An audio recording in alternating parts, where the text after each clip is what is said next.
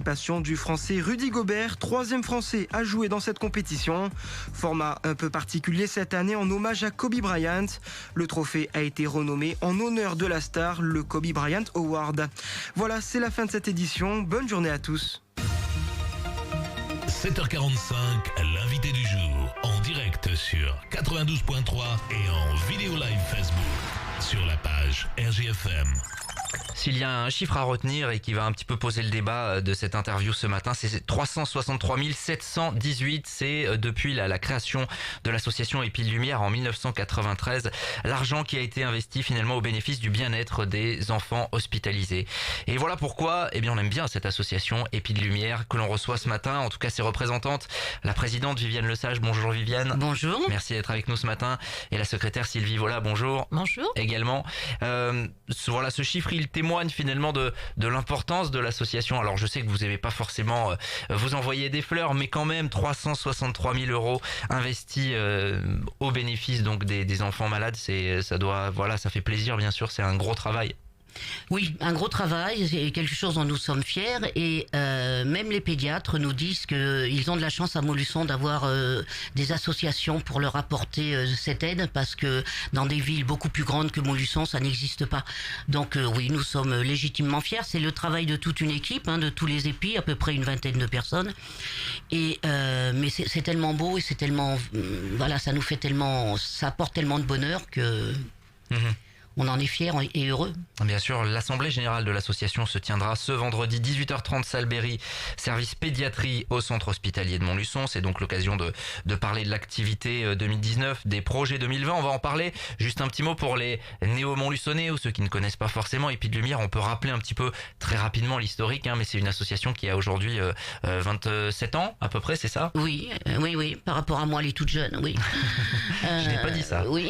Je me permettrai pas. Créée en 93 par Jean-Michel Tinet, un Montluçonnais au grand cœur qui avait constaté l'ennui d'un enfant lors d'une visite à l'hôpital et puis qui s'est dit il y a quelque chose à faire. Il savait pas trop quoi au départ et puis finalement voilà, il a lancé l'idée avec tout un tas de copains à l'époque et on en est là aujourd'hui. C'est une belle aventure. Ouais, une belle aventure, ça naît comme ça, mais est-ce que vous qui avez rejoint l'association assez rapidement, vous imaginiez en 1995, donc année où vous êtes arrivé, qu'aujourd'hui Épile Lumière serait toujours là finalement et aurait toujours autant de projets et de dynamisme? On ne l'imaginait pas, peut-être que secrètement, bien sûr, on l'espérait. Quand on lance un beau projet, on espère qu'il perdure.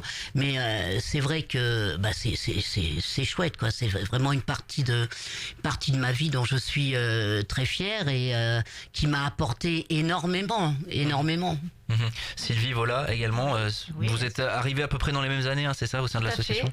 Alors, un petit signe qui montre que effectivement on a évolué, c'est qu'au départ nous allions à la recherche de partenaires et que maintenant c'est plus les partenaires qui nous proposent de nous aider et ça c'est un signe de réussite. Oui, bien sûr, ça change tout. Évidemment, c'est un petit peu plus facile.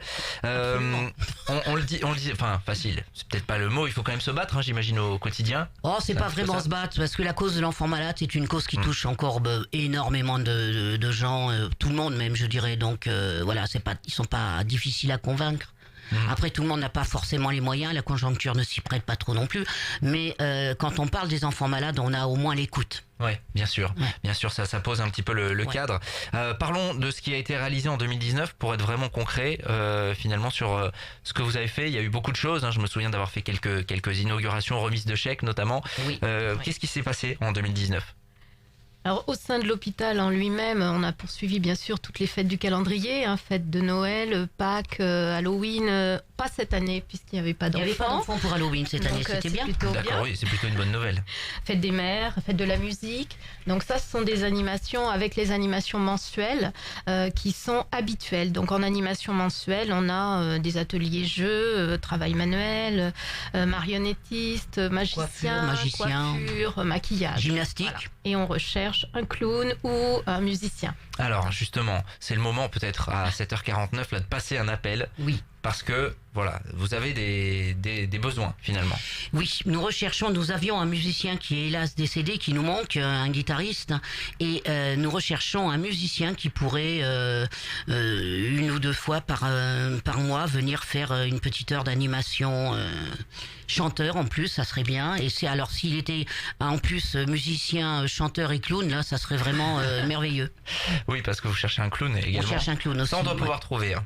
Peut-être un petit peu plus facilement que les médecins, que les musiciens, pardon.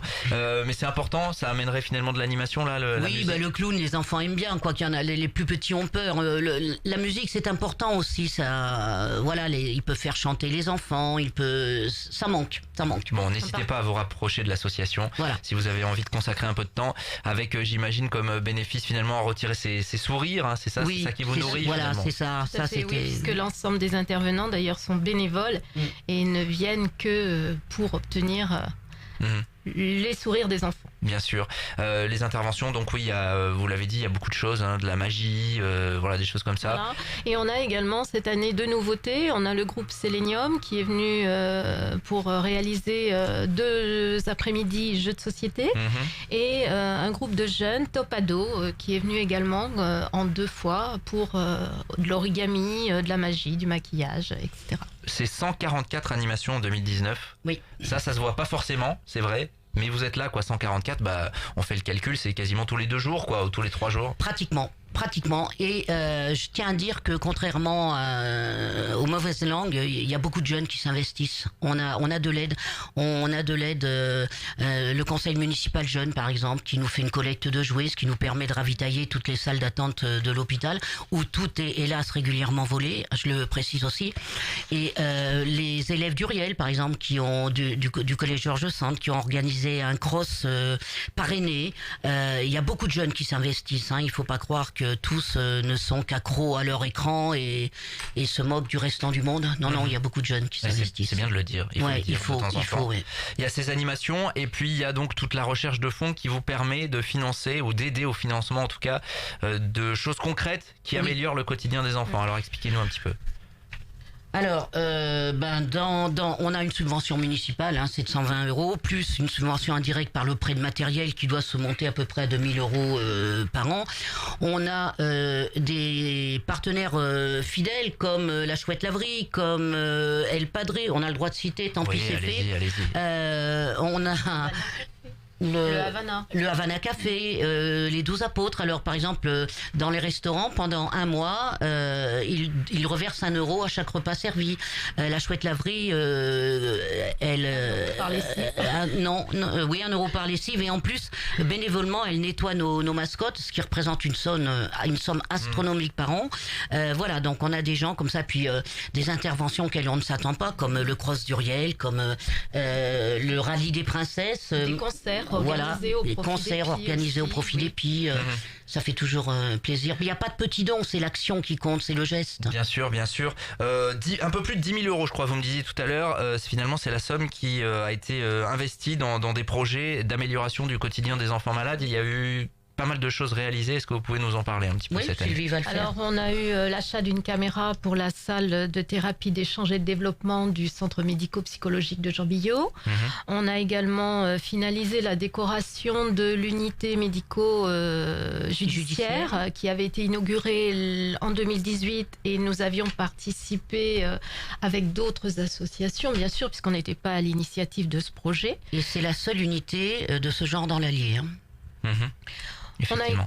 On a également acheté un bras articulé et une tablette. Là encore, on n'était pas à l'origine du projet, mais on a participé puisque c'est l'association L'école à l'hôpital qui avait comme objectif d'équiper 3 box aux urgences. Donc on s'est chargé de l'équipement d'un de ces box. Et la SEM qui a équipé l'autre box, ça c'est pour bien montrer que les 3 associations travaillent main dans la main et non pas en se tirant dans les pattes. Hein. Bien sûr. Voilà pour les grosses réalisations et en plus on a d'autres projets puisqu'on va continuer dans cette voie, donc si tu veux en parler. Alors justement, on est encore en début d'année, évidemment les projets 2020, quels sont-ils exactement ? Alors, on participera également dans un projet élaboré par des agents du service pédiatrie, un beau projet qui s'appelle Pédimagique. Donc, on sera sans doute sollicité pour l'achat de mobilier et on répondra avec plaisir présent. On a également une participation dans le cadre du projet Manège à sourire, là, qui est déjà effective, puisqu'on a acheté une synthèse à commande oculaire. Enfin, on a participé Mobile, aussi celle-là. à l'achat. Hein. On a participé avec Oui, deux autres associations. Donc là, c'est une synthèse mobile qui pourra sortir en Elle est en extérieur. commande là et elle devrait être en service au mois de mai. Et on en parlait avec notamment les parents les membres de l'association Les Yeux de Bicherette qui nous disaient vraiment l'importance que ça avait dans le développement de la petite Maïline notamment. Absolument. Donc c'est du concret. Ouais. Voilà. Ça y est, c'est fait. C'est financé, c'est en commande. Et on a aussi un projet qui devrait peut-être se concrétiser, c'est l'achat d'une table allongée avec baignoire pour le service pédiatrie. Voilà, c'est vraiment qu'on se rende compte du concret, du quotidien. En fait, c'est les remontées, notamment des soignants qui viennent bien vous sûr, voir. parce que nous on peut pas deviner ce qui manque, ce qu'il faudrait, et voilà. Donc les soignants nous en parlent, ou le personnel. Le personnel dit il faudrait ça, peut-être. Comme les coussins de position, par exemple, qu'on a acheté aussi cette année là pour positionner les bébés dans les lits. Ça on peut pas deviner nous, mais c'est très important, et donc ça a été fait aussi, ça a été réalisé.